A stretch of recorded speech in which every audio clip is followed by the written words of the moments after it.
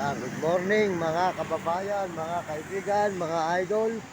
Good morning sa inyo. Tayo po nandito ngayon sa may highway. Ayan.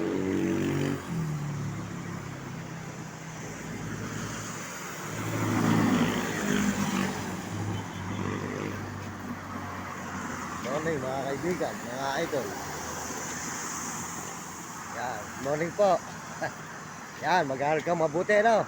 Sumunod ka sa iyong mga magulang, huwag kang kapasaway sa iyong guro para hindi ka makatikim ng hirap. Ito, panuorin mo, nagbablog ako eh. Mario Mendoza Vlog sa YouTube, ano eh.